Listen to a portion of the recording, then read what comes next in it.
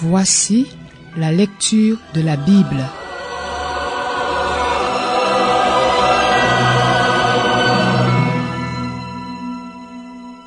Un Timothée, chapitre 5.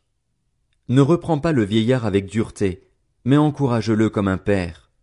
Encourage les jeunes gens comme des frères, les femmes âgées comme des mères, celles qui sont jeunes comme des sœurs, en toute pureté. Honore les veuves qui sont vraiment veuves. Si une veuve a des enfants ou des petits-enfants, qu'ils apprennent à exercer la piété d'abord envers leur propre famille et à rendre à leurs parents ce qu'ils ont reçu d'eux, car cela est agréable à Dieu.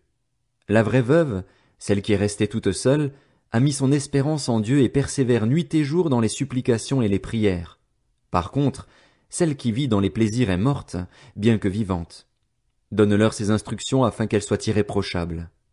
Si quelqu'un ne prend pas soin des siens, et en particulier des membres de sa famille proche, il a renié la foi et il est pire qu'un non-croyant.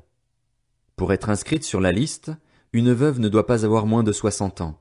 Il faut qu'elle ait été fidèle à son mari et qu'elle soit connue pour de belles œuvres, qu'elle ait élevé ses enfants, exercé l'hospitalité, lavé les pieds des saints, porté secours aux opprimés, cherché à faire le bien en toute occasion. Par contre, écarte de la liste les jeunes veuves, car lorsque leurs désirs les dressent contre Christ, elles veulent se remarier et se rendent ainsi coupables d'avoir rompu leur engagement initial. De plus, étant désœuvrées, elles prennent l'habitude d'aller de maison en maison. Et non contentes d'être désœuvrées, elles se montrent encore bavardes et indiscrètes en parlant de ce qu'il ne faut pas. Je veux donc que les jeunes veuves se marient, qu'elles aient des enfants, qu'elles dirigent leur maison, qu'elles ne donnent à l'adversaire aucune occasion de dire du mal de nous. En effet, certaines se sont déjà détournées pour suivre Satan. Si un croyant, homme ou femme, a des veuves dans sa famille, qu'il les assiste et que l'Église n'en ait pas la charge, afin qu'elle puisse aider celles qui sont vraiment veuves. Que les anciens qui dirigent bien soient jugés dignes d'une double marque d'honneur, surtout ceux qui travaillent à la prédication et à l'enseignement. En effet, l'Écriture dit « Tu ne mettras pas de muselière au bœuf quand il foule le grain » et « L'ouvrier mérite son salaire ». N'accepte pas d'accusation contre un ancien, si ce n'est sur la déposition de 2 ou 3 témoins. Ceux qui pêchent, reprends-les devant tous, afin que les autres aussi éprouvent de la crainte. Je t'en supplie devant Dieu, devant le Seigneur Jésus-Christ et devant les anges élus, suis ses instructions sans préjugés et ne fais rien par favoritisme. Ne pose les mains sur personne avec précipitation et ne t'associe pas au péché d'autrui. Toi-même, garde-toi pur. Cesse de ne boire que de l'eau, prends un peu de vin à cause de ton estomac et de tes fréquents malaises. Les péchés de certains hommes sont évidents avant même qu'on les juge, mais chez d'autres ils ne se découvrent que par la suite. De même, les belles œuvres sont évidentes et celles qui ne le sont pas ne peuvent rester cachées.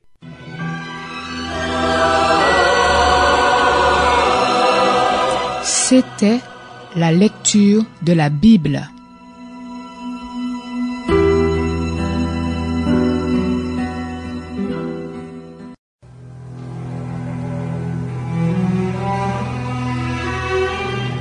Voici la lecture de la Bible.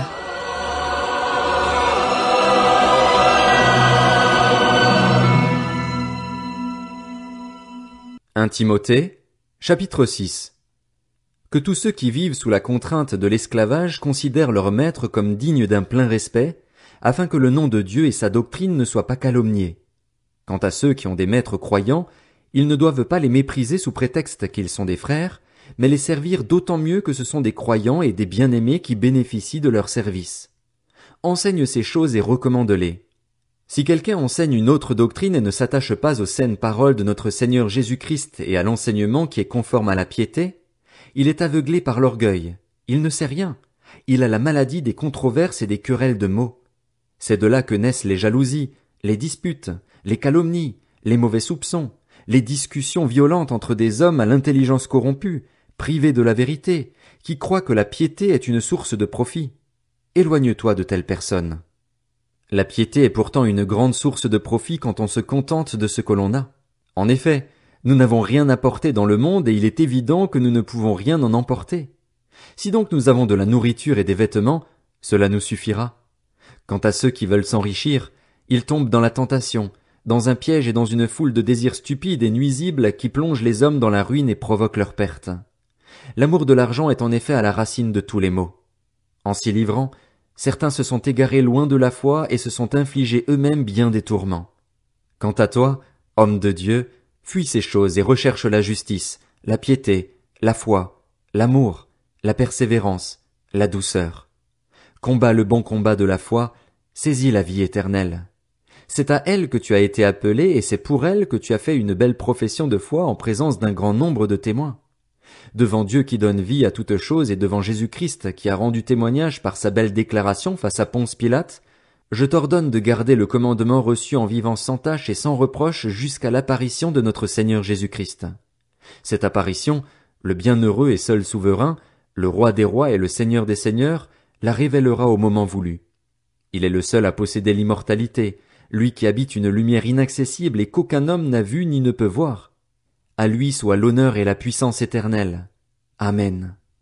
Aux riches de ce monde, ordonne de ne pas être orgueilleux et de ne pas mettre leur espérance dans des richesses incertaines, mais dans le Dieu vivant, qui nous donne tout avec abondance pour que nous en jouissions.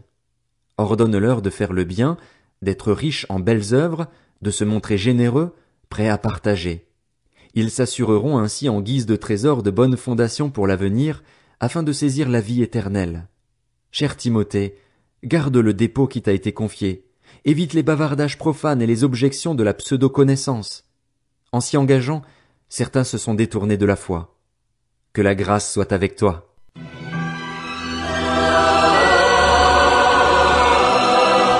C'était la lecture de la Bible.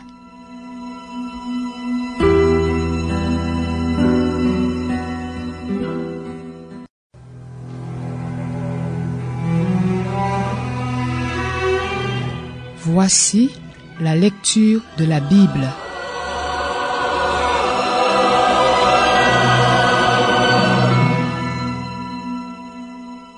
De Timothée, chapitre 1.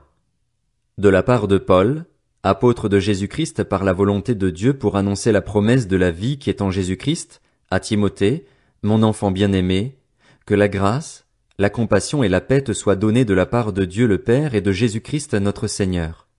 Je suis reconnaissant envers Dieu, que je sers, à l'exemple de mes ancêtres, avec une conscience pure, lorsque sans cesse, nuit et jour, je me souviens de toi dans mes prières. Je me rappelle tes larmes et je désire te voir afin d'être rempli de joie. Je garde en effet le souvenir de la foi sincère qui est en toi. Elle a d'abord habité ta grand-mère Loïs et ta mère Eunice, et je suis persuadé qu'elle habite aussi en toi. C'est pourquoi, je te le rappelle, ranime la flamme du don de Dieu que tu as reçu lorsque j'ai posé mes mains sur toi. En effet, ce n'est pas un esprit de timidité que Dieu nous a donné, mais un esprit de force, d'amour et de sagesse.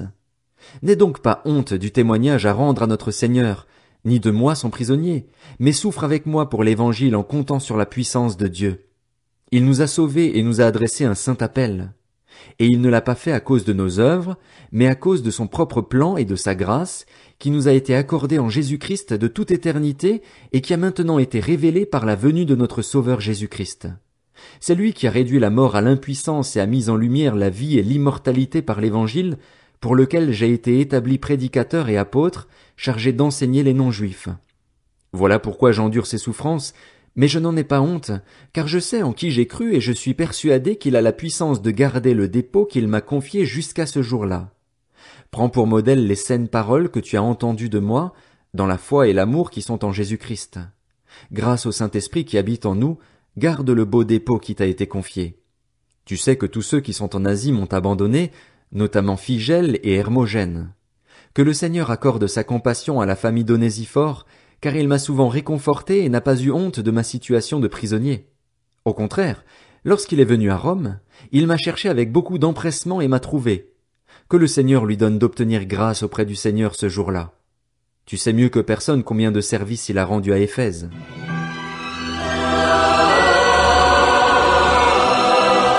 C'était la lecture de la Bible.